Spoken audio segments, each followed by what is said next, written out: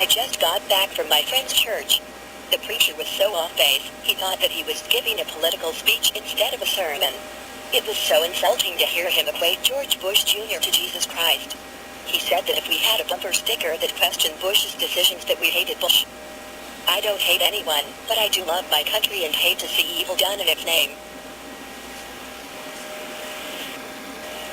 I was so embarrassed. I had finally managed to get my friend Lori to try my church. I was hoping that she would like it, but my pastor had to go off on one of his political rants. For a black man, Dr. Martin sure is out of touch. He actually asked, what has Bush done that was any different than any other president? What really made me mad was that after lecturing us on the virtues of George Bush, he said we could write him if we didn't agree, but he said that he wouldn't bother to read those letters. I thought that a man of God was supposed to be humble. I guess I was wrong. Mt.Olivet Baptist Church used to be so good before James Martin became our pastor. He picks and chooses which parts of the Bible to believe. He spends more time listening to Rush Limbaugh than to God. He upset my daughter because he said in a sermon that we should support Mr. Bush because he is against same-sex marriage and abortion, but he never mentioned how many commandments this president has broken.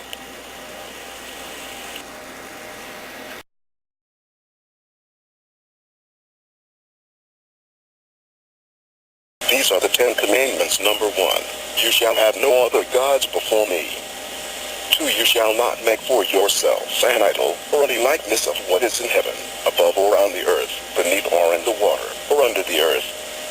3, you shall not take the name of the Lord your God in vain.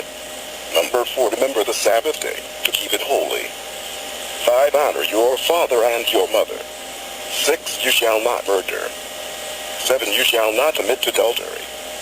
8, you shall not steal. 9, you shall not bear false witness against your neighbor.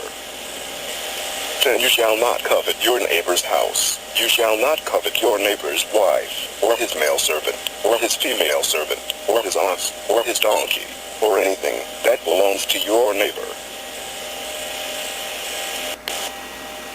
The first and second commandments are that you shall have no other gods, and that you shall not make for yourself an idol, to make looks like Mr. Bush, and the Republicans have other gods, such as gold, oil and power.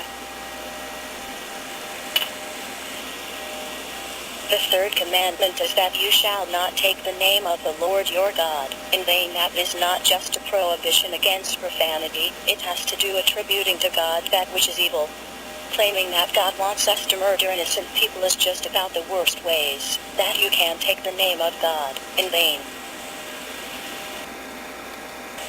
Commandment 5 says to honor your father and your mother, and how is it honoring your parents by trying to throw them out on the streets? Bush and the Republicans tried to do away with Social Security, and why? So that they could have more money, as if they do not have enough now. The sixth is that you shall not murder. How many innocent people have died in this illegal and immoral war? Over 600,000 have died and been maimed. When you add those numbers to those of Afghanistan, it is well in excess of 1 million. How can anyone justify that? The 8th, 9th, and 10th are that you shall not steal. You shall not bear false witness against your neighbor. You shall not covet your neighbor's house. You shall not covet your neighbor's wife, or his male servant, or his female servant, or his ox, or his donkey, or anything that belongs to your neighbor.